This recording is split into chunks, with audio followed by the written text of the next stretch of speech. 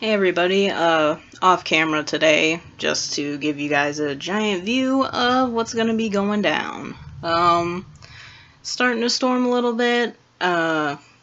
This is a protection spell, well, more of a banishing spell.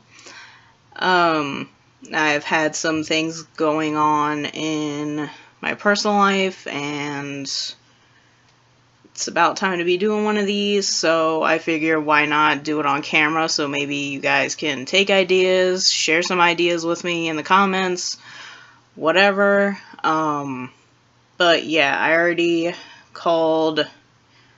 did my circle, I already called my deities, they're set. My main patron, I have Anubis there in the center. Actually, why don't I just bring my little chicken wing over here? They're set right there.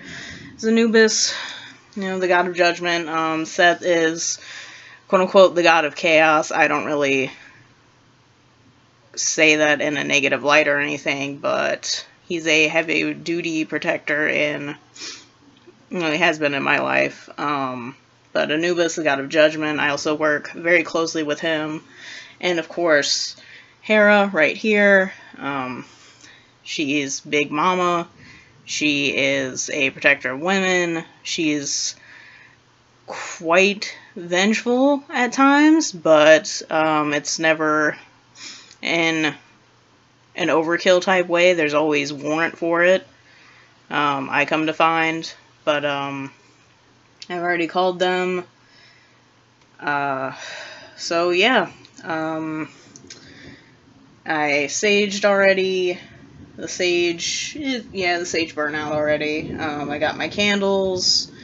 I'm using to send a message to the person to, leave people alone and everything. I have this glass jar here with a bat, totem animal. So there's a candle for them in there. I have some garnet right here, just for protection. Set has red jasper under him. It's always under there, but it's also a warrior type energy, a protective amplification. I have smoky quartz, selenite, regular quartz, obsidian pyramid right here, black tourmaline, snowflake obsidian, boom and boom. So yeah. I also have Hera's bell right here, which you can also, along with saging, I also like to ring a bell to just clear everything out. So she has her big bell right there. I'll go ahead and light this dragon's blood incense for amplification of what I need to do. Surprisingly, that didn't burn my finger. Hopefully it... Now, this is a coffin incense burner, but I don't know if it's set wrong or something, because once I put the incense in here, it never seems to burn all the way. It just kind of dies out. But, so, with this, I also have a little warped up skull candle. As you can see, it's already hollowed out right here, which I kept it just for this purpose to, push intent into the person to get them to leave me alone, or get them to leave people alone. This isn't a personal spell for me, it's for my family, but, yeah, just, whoop. So I have a black candle. And what you do with the candle, I passed it through some sage already to just kind of get it prepared, I guess. You take a pen and you can write the initials of the person into the candle. I will dress the candle, and I'll tell you what I'm dressing it with right here in a second. It's also, as many people have said, and as books have said, you get a picture of the person. I haven't been able to get a picture of them, but they're heavily, heavily embedded in my mind. Or like an article of something of theirs, which I'm unable to get. So,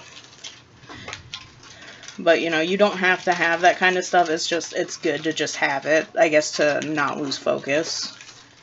I passed everything through Sage, so even the needle and everything else. I have this Banishing oil right here. It's just regular, your base oil. I put salt in it. I don't know. Oh, there you go. I put some salt in it. It's got onion skin for protection. It's got salt as the base, along with the base oil. It's got rosemary for banishing, red pepper flakes, and 13 black pepper kernels. That's a good shake, because you guys know how oil is. It kind of, all the flaky, goody stuff kind of sits at the bottom. I'm going to take some of it on my finger and just run it.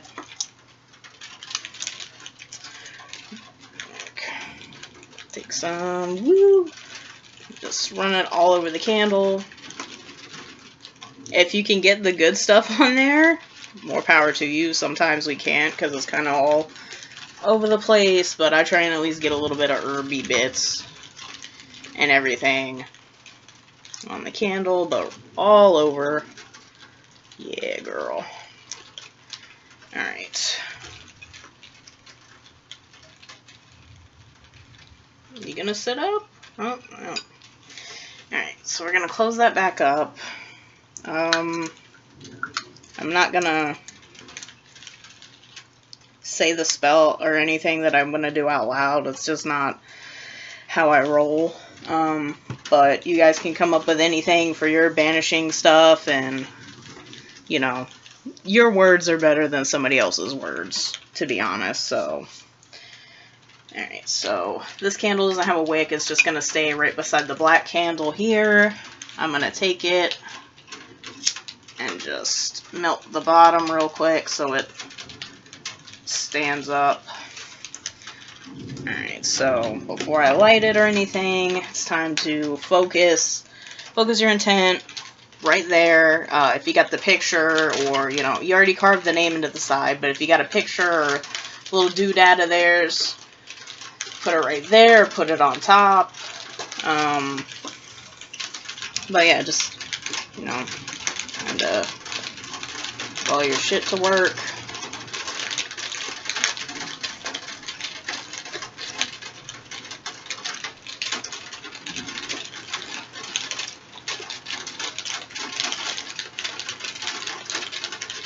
Once you've said what you need to say or done what you need to do, go ahead and light that baby.